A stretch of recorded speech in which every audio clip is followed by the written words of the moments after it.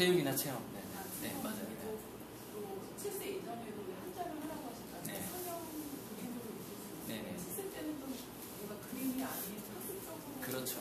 전환해야죠. 예, 그때 이제 영어 단어 뭐 등등등 들어가도 되는데 7세 이전에는 몸을 움직이는 거하고 한자, 이미지에 대한 경험을 많이 주는 게 좋아요. 최근에 이제 중국이 우리나라를 이미 추월을 했다고 하거든요. 그래서 중국인들의 창의성에 대해서 그 연구를 했는데 한자가 굉장히 중요한 역할을 하는 걸로 나옵니다.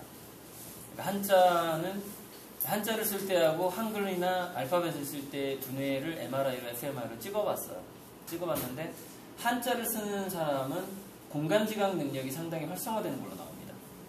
근데 미래의 창의력에 있어서 C&D의 능력, 즉 연결시키고 새롭게 뭔가를 구성하는 능력은 대부분 공간지각 능력이 만드는 겁니다.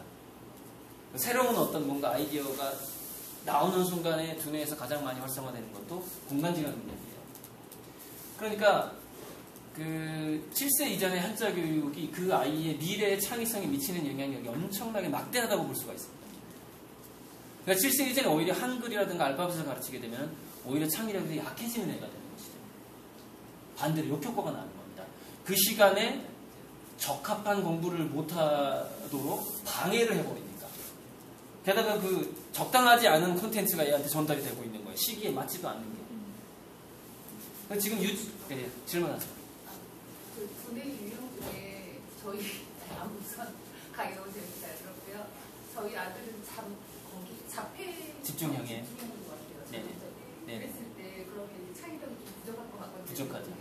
그러면 그 애를 ADHD형으로 좀 전환할 수 있는 방법들이 있는지 타고난 거라서 이거를 타고난 지금 몇 살? 10살. 10살요? 10살. 10살? 네. 15세 때까지 어떤 춤이라든가 게임, 육체를 이용한 게임 같은 거 있잖아요. 악기라든가 뭔가 이런 걸 하나를 꼭. 그래서 지금 뭐 하고 있죠? 이제 수업 들어보니까 너무 맞는 것 같아요. 저희 아들하고. 저희 아들은 그러면서도 미술을 해요? 그림 그리는 거를 좋아해요. 다행이네. 잘을 하지는 못하지만. 다행이네. 그러면서 저희가 이제 미술부터 끊으려고 했거든요. 안 돼. 끊으면 큰일 나. 그래서 오늘 듣고 미술을 끊으면 안 돼. 절대 끊으면 안 돼. 아무것도 못해, 나. 시간을 너무 많이 뺏기니까. 근데 네, 이제 잘하지 못하고 해도 그냥 꾸준히 시키는 게 성인기 이후를 생각하셔야 돼요. 네. 지금 생각하면 안 돼요. 그러니까 지금 그게 충격.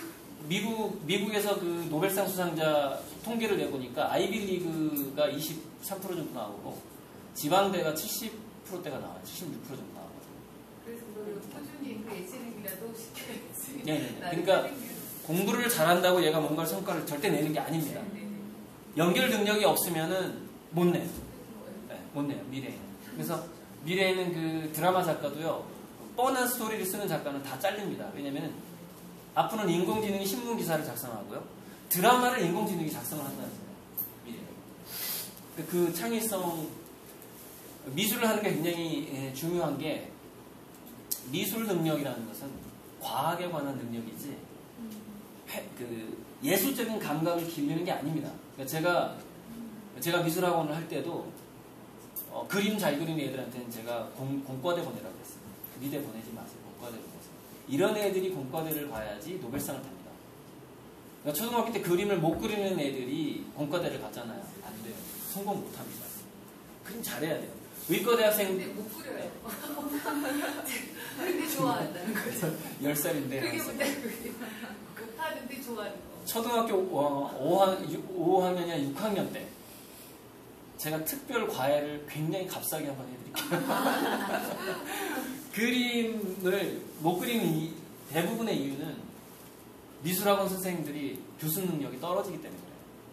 그러니까 그 미대를 나와서 미술학원 하는 사람들은 여러분도 아시다시피 운해형이 많아요. 그래서 전달 자체를 논리적으로 못합니다. 야 한번 해봐 이런 사람이 많아요. 무슨 말씀에서 이렇게 하면 되는 거야. 이게 체계적으로 전달이 안 돼요. 그래서 그림의 그 맛을 못 보게 되는 경우가 많은데 저학년 때까지는 상관이 없는데 10살이 두뇌가 10살이 넘어가게 되면요 과학적인 교수법이 필요해요.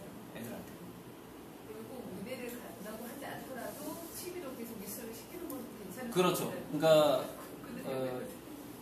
1906년에 노벨 생리의학상을 받았던 카할이라는 사람이 두뇌에서 시냅스를 최초로 발견해서 시냅스를 그림으로 그린 최초의 인물인데 그 사람이 원래 미대 지망생이었습니다. 근데 아빠가 정형외과 의사였어요.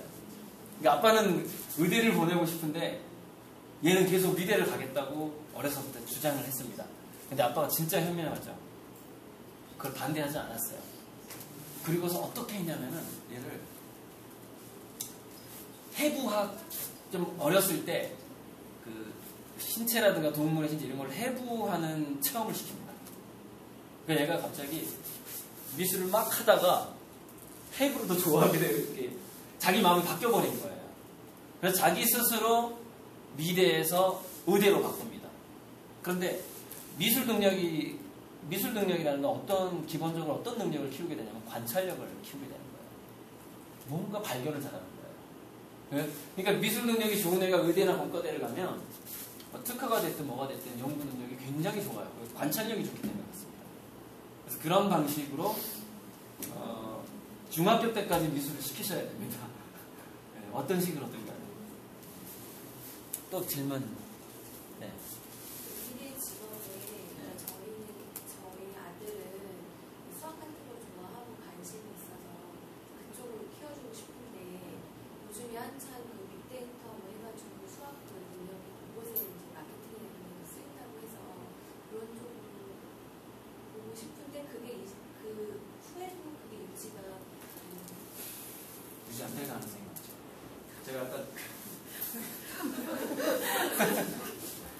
제가 아까 보여드렸는데 미래에 사라질 직업에 속할 가능성이 많습니다.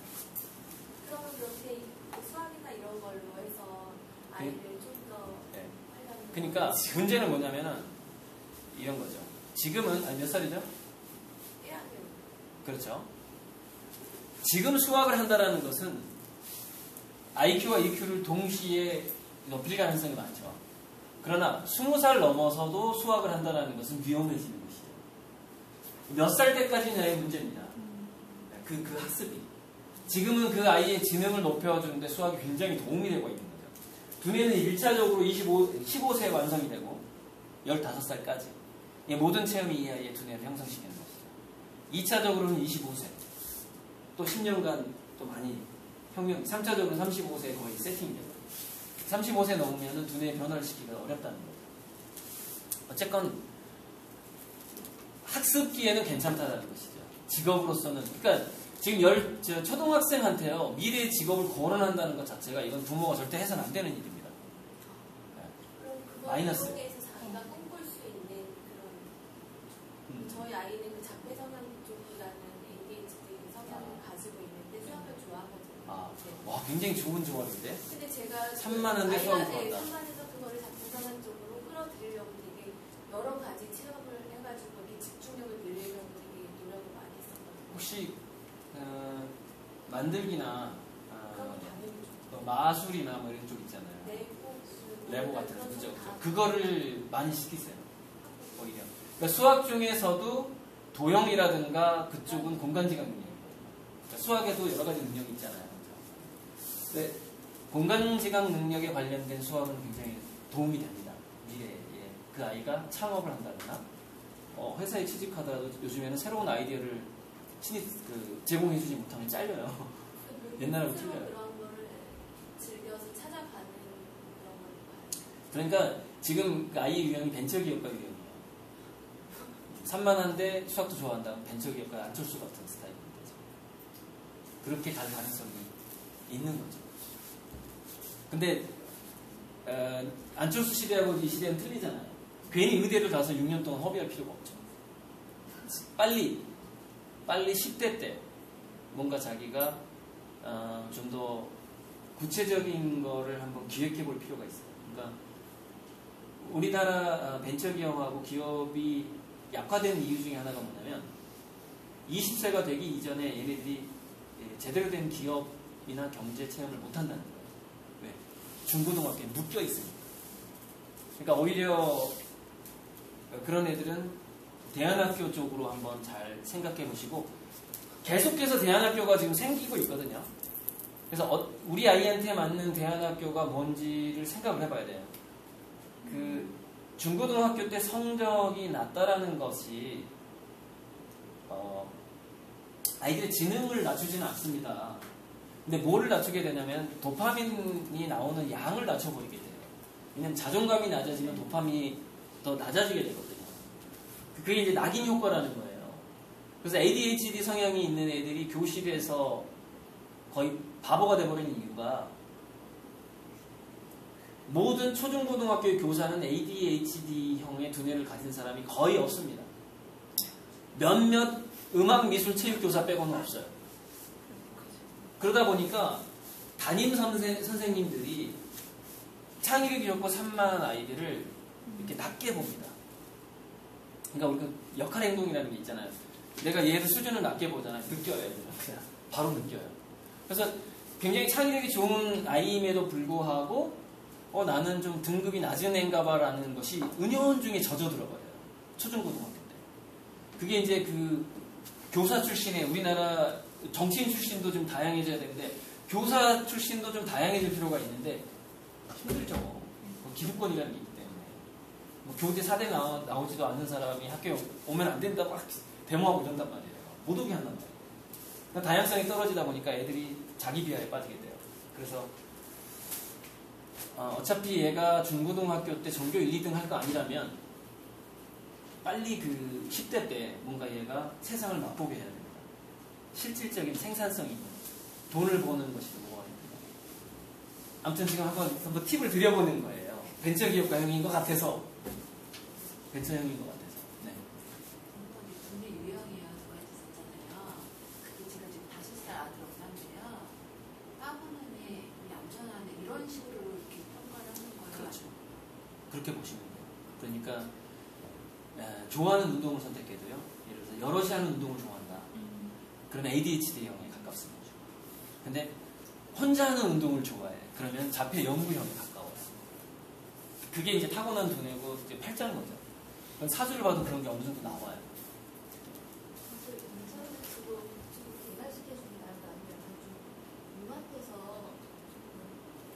그게 지금은 어떻게 해야 되냐면 예전에는 바로 그런 식으로 얘가 어떤 한 특수한 유형이었을 때 이거를 중화시키고 균형을 맞춰주려고 하는 교육이 강했어요. 우리가 배울 때까지는. 지금부터는 그렇게 하면 안 됩니다. 중화시키면 안 돼요. 지금은 그 아이의 유형에 맞는 것을 강화시켜야 돼요. 그것을 바렐 전략이라고 하는 겁니다. 바렐 전략이라는 것은 평균치를 약화시키고 강점에 더 많이 투자를 하는 겁니다. 주식 투자에서 하이리스크 하이리턴에 투자를 많이 하고 완전히 안전자산에 투자하는 것을 바벨 전략이라고 합니다. 중간부분 아예 투자를 안 하는 거예요. 그러니까 자기가 100만 원이 있으면 50만 원은 땅을 사고 50만 원은 무슨 뭐 엄청나게 리스크가 높은 펀드에 집어넣는 방식인 거죠. 그래서 무슨 얘기냐면 자녀 교육에 있어서 바벨 전략은 뭐냐면 얘가 자폐형이다. 그러면은 엄청난 선행학습을 시켜도 됩니다. 초등학교 때. 그래서 제가 예전에 선행학습 금지법 나왔을 때 엄청나게 비판했어요. 탈락을 3개나 쓰면서 이거 완전히 천재를 다 죽이는 거다. 국가적인 경쟁력을 약화시키는 법이다. 이런 식으로 비판을 했는데 아이가 좋아하는 과목이 뭔가가 있어요. 만약에 그게 그림이 됐든 수학이 됐든 그러면은 12세 이전에 어느 정도 수준까지 올려야 되냐면 25세 수준으로 올리는 겁니다. 대학원생이에요. 그래서 12세 이전에 아이가 좋아하는 분야를 왜 고도로 선행학습을 시켜버려야 되냐면 그게 바로 심리학을 만들어내기 때문이었어요. 아까 제가 얘기했던 남들이 못 보는 것을 깊이 있게 관찰하는 애를 만들어낸단 말이에요. 근데 그걸 12세 이전에 자기가 좋아하는 분야에서 이렇게 수준을 계속 올려가잖아요. 도파민도 굉장히 증가를 합니다. 의욕이. 그러니까 이렇게 만드시면 초등학교 커리큘럼 어떻게 바뀌어야 되냐면요. 아이가 미술에 빠졌다. 그러면 하루 종일 내지는 일주일 내내 미술만 하게 해야 돼요. 원래. 과목을 바꿔가면서 하는 게 해롭습니다. 몰입 능력을 약화시키기 때문에 심미한데 약화시켜요 오히려. 그래서 특수한 애라면은 홈스쿨링 하는 것도 굉장히 유리합니다 지금. 그래서 미국 같은 경우에는요 부자일수록 홈스쿨 확률이 높습니다. 돈이 많은 집 애들이 홈스쿨링 더 많이 해요. 그만큼 돈이 많이 들기 때문에 그런 건데. 그래서 무슨 얘기냐면은 지금 시대의 공교육의 가장 해로운 점은 뭐냐면 전 과목이 그 학년 수준으로 맞춰져 있다는 사실이에요. 굉장히 해로운 겁니다. 그 맞춤 교육이 초중고등학교 때까지 사교육이 아니면 안 되는 상황인 거죠. 근데 이거를 공교육에도 집어넣어야 돼요 원래는. 그러니까 초중고등학교가 하나의 학교가 돼서 초등학교 4학년인데 얘가 수학은 고등학교 교실에 가서 배우는 거예요. 미술은 초등학교 교실에 가서 배우고 음악은 얘가 또 고등학교 교실에 가서 배우는 거죠. 이런 식으로 교실 이동제가 6년 단위, 3년 단위가 아니라 약 15년 단위가 돼야 되는 거죠. 15년 단위. 그러니까 8살부터 20살까지 이렇게. 왕창 교실 이동제. 이렇게 해야만이 그 아이는 로맨스라는 자기가 하고자 하는 것에 보람, 열망, 로맨스 이런 것들이 지속적으로 발달을 하게 돼서 결국에는 천재가 되는 거거든요. 그 분야에서 뭔가 만들어내는. 그러니까 이게 지금 공교육에서 이렇게 못해주고 있기 때문에 우리가 그 가정교육에서 그것을 채워줘야 되는 막중한 사명이 엄마들한테 주어져 있는 거죠. 이 자배 교육을 해야만 하는 상황.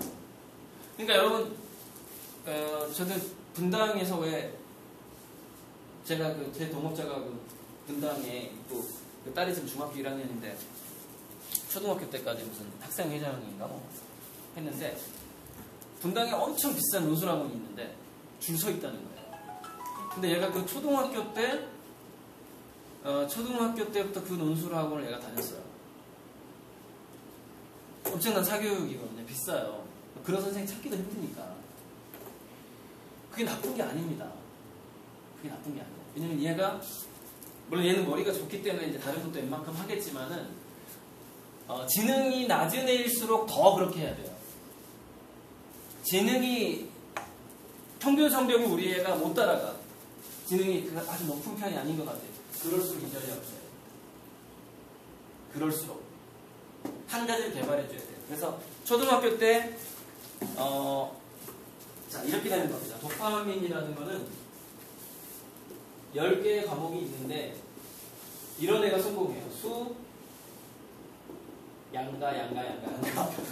초등학교 때 이렇게 나와야 되죠.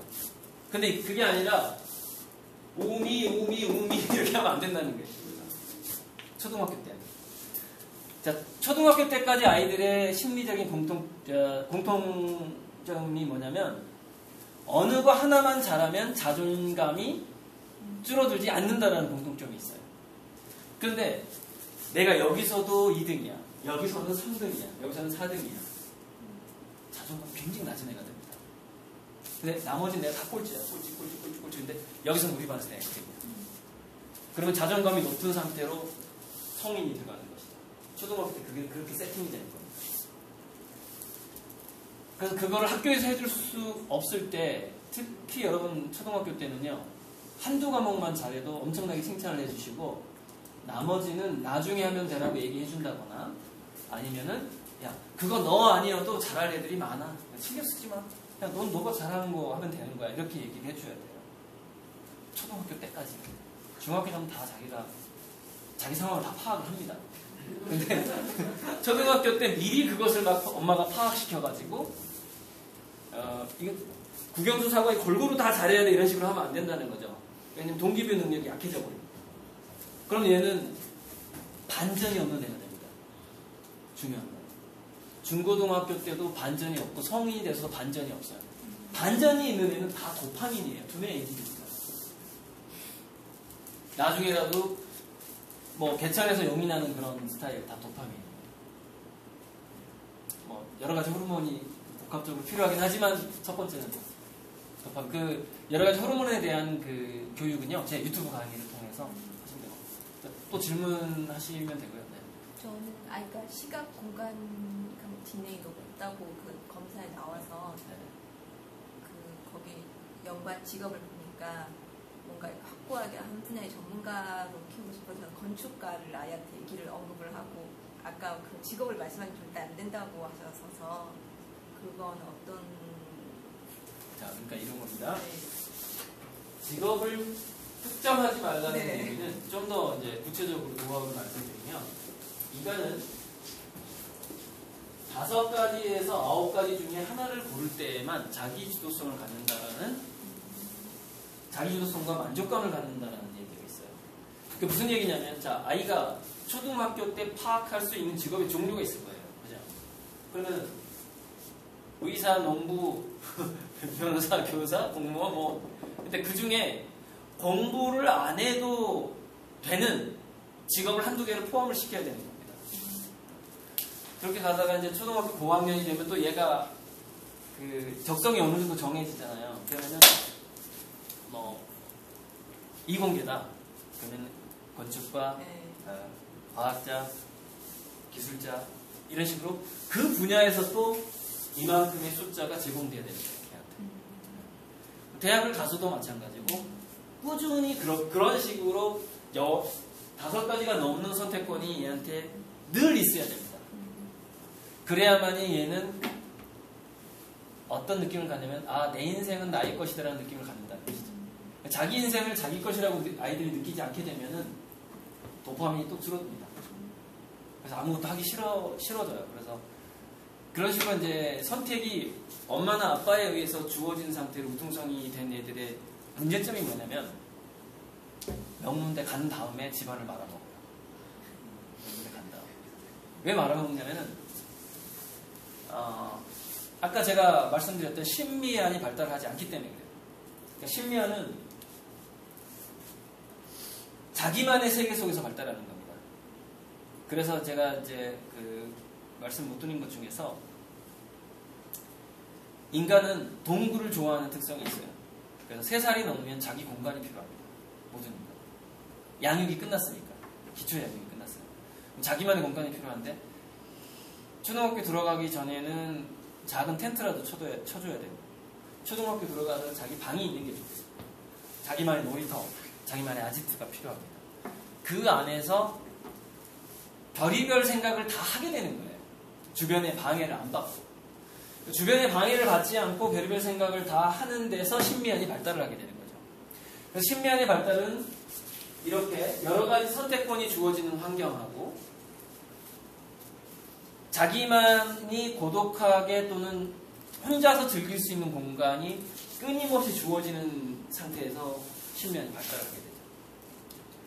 그래서 보통 아파트 환경이라는 것은 바로 문만 열면 엄마한테 노출이 되잖아요. 이런 환경은 신미안에 좋지가 않습니다.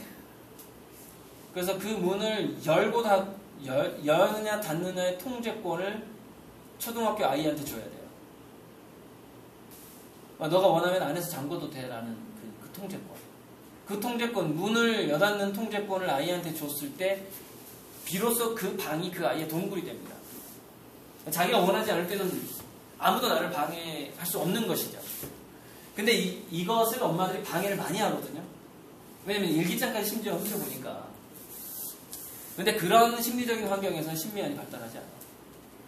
자기만의 세계가 없으니까. 아무튼 참 공간지각 능력이 좋은데 뭐 전문가로 하는 게 좋다, 그죠? 그래서 일찍 잡아줘서 환기를 쫙 하게 하는 게 더 낫지. 네, 근데 일찍 잡아주는데 네. 스펙트럼을 서서히 좁혀가되 이런 겁니다. 그림으로 이해하면 되게 쉬운데, 이 정도의 스펙트럼을 초등학교 때 정해주는 거죠. 초등학교 때는 360도죠 뭐. 그러다가 중학교 고등학교 가면서 그럼 얘가 적성이 이쪽이구나. 여기서 다시 스펙트럼을 5개 이상. 이쪽이야? 여기서 5개 이상. 그럼 고등학교 때는 뭐예요? 학과를 정해야 되잖아요. 그 분야에서. 이런 식으로 하되, 여기서 얘가 사다리 타기를 하되 자기가 원해서 그것을 선택한다는 느낌을 빼앗지 말라는 것이죠. 이게 핵심입니다. 그래야만이 동기부여가 되기 때문에. 그게 중요하고요. 공간지각 능력이 좋은 거는 전반적으로 아주 유리합니다. 창의성에 가장 큰 영향을 줍니다. 근데 공간적인 조리는 수가 수개는 줄일 수 있어요. 네? 저희 아이는 지금 6살인데 공간적이 되게 좋은데 수개는 굉장히 약해요. 수개념하고 공간지각 능력은 별개예요. 여기 별개. 전혀 달라요. 전혀 공간이 높다고 이거는 높거나 낮거나 이거는 상관이 없는 거예요. 산수는 엄청 못할 수 있어요. 공간지각 능력이 좀. 그러니까 오히려 뭔가 공작이나 만들기 지금 몇 학년이죠? 7살인데요. 만들기는 너무 집중. 만들기를 시키되 아빠나 엄마가 큰맘 먹고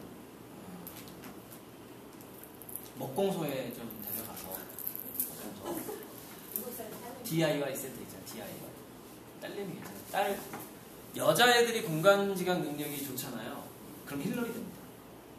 미래에 엄청나게 출세하는 여성이 돼요. 왜냐면은 여성 중에서 공간지각 능력이 좋은 것 자체가 확률이 적어요. 두뇌 자체가. 그래서 얘가 그런 어떤 공간지각 능력이 좋은 여성으로서 초등학교 때까지 그 아이가 무슨 가구라든가 이런 거를 완벽하게 혼자서 만들어낼 수 있는, 공부가 위험하거든요. 그래서 보호자가 굉장히 신중하게 교육을 시켜야 됩니다. 안전교육도. 근데 보통 위험하기 때문에 그거 초등학교 저학년 때는 좀 힘든데 보통 10살 정도에 시키면 안전하긴 해요. 근데 저학년 때 왜 목공소를 데려가야 되냐면 보면서 배우거든요. 보면서. 그러니까 위험한 도구를 다루지 않더라도 엄마 아빠가 다루는 걸 보면서 배우기 때문에 그 냄새라도 맡아주는 게 굉장히 중요하죠. 그게 두뇌에 세팅이 되니까. 두뇌는 15세 전후까지 시냅스가 많아요. 뉴런과 뉴런 사이를 연결해주는 다리가 많아요. 근데 이 인간의 기억이라는 것은 시냅스가 연결되는 상태에서 이게 자극을 받아야지 그게 기억이 되거든요. 근데 보는 게 바로 그 자극이란 말이에요. 그 환경에 노출을 시켜줘야 된다는 것이죠. 눈으로 봐야 된다는 것이죠. 그래서 이런 겁니다. 꼭 목공소를 우리 애를 초등학교 저학년 때부터 데리고 다녔다. 그런다고 얘가 목공예과가 되는 게 아닙니다. 절대로. 목공예에서 공간지각 능력을 더 정교화시키게 되고요. 그 수치화 능력 있잖아요. 그것도 더 좋아지게 되고요. 왜냐면 센치를 재서 잘라야 되잖아요. 톱질을 할 때 센치를 재야 되잖아요. 숫자 감각이 좋아지게 되고 훨씬 더 디테일한 기획 능력이 생기게 되는 것이죠. 그럼 초등학교 6학년 때까지 목공소에서 얘가 훌륭한 목공예가의 수준까지 됐어요. 그런데 주변에서 쭉 보니까 별로 그렇게 부자로 사는 것 같지가 않아. 그동안 자기를 가르쳤던 선생이. 그럼 바꾸는 겁니다. 중학교 때 좀 목공예는 그냥 취미로 하고 나는 뭐 엄마 나 그냥 차라리 의사 할래. 이래 좀 바꾸는 거죠.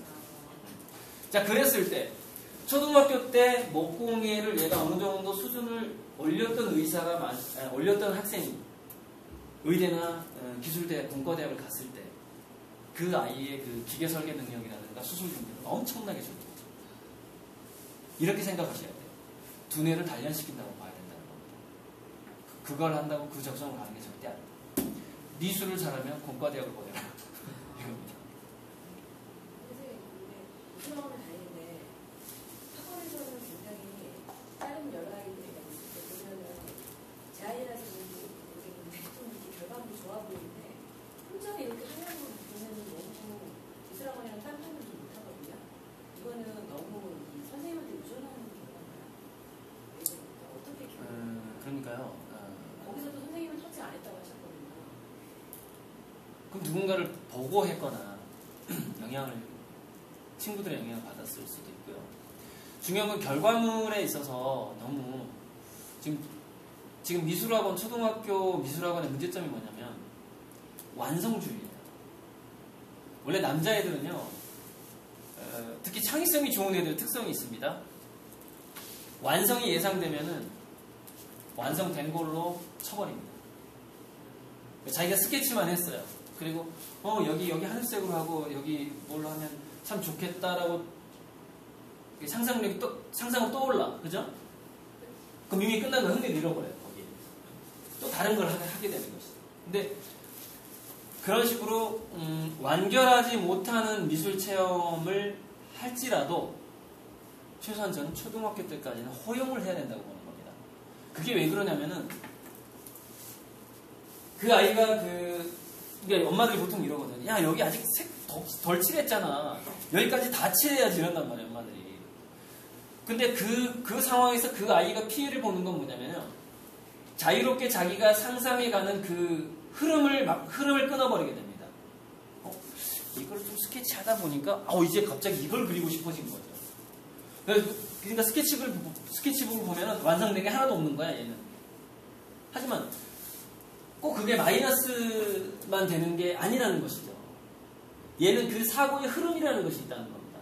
그럼 그 사고의 흐름이 그 가지를 따라서 쭉 가는 것을 얘는 그 스케치북 하나를 미완성된 그림을 채움으로써 그걸 경험하게 되는 것이죠. 그게 나중에 굉장한 아이디어를 떠오르는 능력으로 또 연결이 되는 것이죠. 근데 거기다가 성실성이 중요해요. 이거 완전히 완성해야 돼. 여기 아직 빈틈이잖아. 이래버리면 어떻게 돼요? 인공지능한테 당하는 애가 되는 거죠. 인공지능한테. 그러니까 지금 미술교육은 그렇게 시켜서는 안 된다는 거예요. 특히 활달한 성격이고 남자애일 경우에는 일단은 만들기로 가세요. 여자라도 활달한 경우에는 이 색칠이 맞지 않다라는 그런 보고가 있습니다. 그래서 최근에 잘 된 학원이 남자 미술 학원이잖아요. 거기는 만들기만 하고 로봇 만들고 이럽니다. 거기 가면 그것도 크게 만들어요. 남자들 스케일도 커가지고. 그러니까 그런 식으로 꼭 완성에 목매달리지 않았으면 좋겠어요. 어쨌건 미술 학원에서. 그래서 그걸 집에서 허용을 해주면 애가 학원에서도 선생님의 그 요구를 좀 반항도 할 줄 알고, 엄마가 이거를, 그러니까 선생님한테 부탁을 해야 됩니다, 엄마가. 혹시 다 완성을 못 하더라도 이 아이가 다른 그림, 다른 주제로 넘어가기를 원하면 넘어가줬으면 좋겠다라고 엄마가 학원 선생님한테 얘기를 해야 돼요. 안 그러면 학원 선생은 스케치북이 엄마한테 보여지는 게 두려워요. 학원을 끊을까 두렵단 말입니다. 근데 대부분의 엄마들은 이 완성된 것 자체가 더 좋은 거라는 그런 고정관념에 빠져있기 때문에 학원에서는 억압을 해서라도 협박을 해서라도 꼭 완성을 하게 만든다는 것이죠. 근데 이것이 상상력과 사고의 흐름을 막을 수 있다는 것은 미처 생각을 못하는 거죠. 엄마들. 그래서 그거를 에디슨 엄마와 같은 그런 용기가 필요합니다. 학교 그만둬, 내가 가르치게. 그러면 학교에서는 허용이 안 되기 때문에 제가 지금 이게 감이 달려요. 저희 이제 7살 남자인데 미술을 갔는데 처음으로 1시간 반 동안 앉아있는 걸 너무 싫어하고 좀 힘들어하고 자기 당장 안 해놓고서 아직 뻔하고 있는데 저는 학교 가는 게 걱정이 돼서 학교에서는 미술 초등학교 다음에는 미술이 중요하니까 좀 앉아서 이렇게 끝까지 완성하는 걸 생각해서 보내고 싶은데 본인이 그걸 원하지 않고 아까 전에 말씀하신 것처럼 완성하지 않아서 자기는 그게 완성됐다고 생각하더라고요.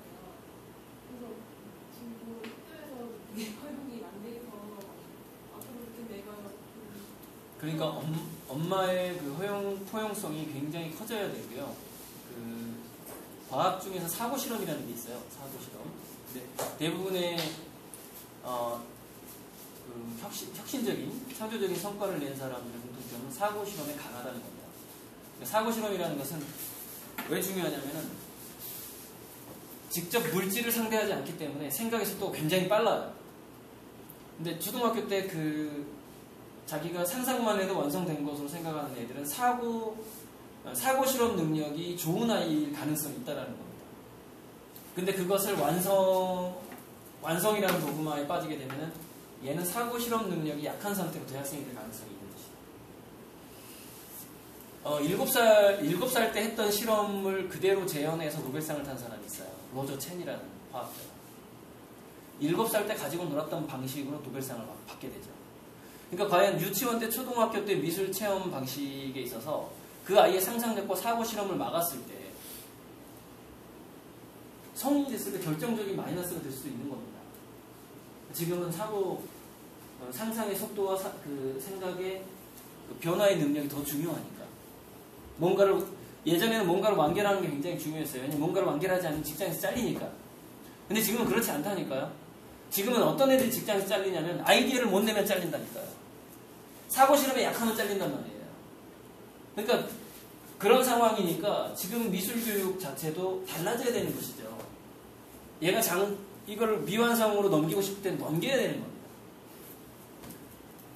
네, 항상 느끼는 거지만 이렇게 인정을 해서 3, 4명을 피우기까지 이렇게 오랜 시간이 걸리잖아요. 근데 그 전에 얘는 학교에 가서 너는 왜 이거밖에 못했어 하고 또 비교를 당하고 야단을 맞으면서 4절 가까이 자기가 들어가다 보면 그런 거를 표출하기도 전에 자기는 나 안 해버려 포기해버리고 이렇게 돌아서니까 어느 수준까지는 그래도 학교 공교육이나 이런 데에 맞춰서 가다가 자기가 정말 그게 필요한 창의력이나 이런 걸 사실 그 회사에 갔어도 그 회사에 들어갈 수 있는 능력이 돼야 되는 거죠.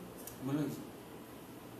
그때 이제 어쨌든 바벨 교육을 얘기를 했는데 지금 공교육하고 미래학하고 미래 인재 또는 미래 직업하고 안 맞기 때문에 이 상황을 가정에서 엄마 아빠들이 정말 지금 굉장히 곤란해진 상황이 됐거든요.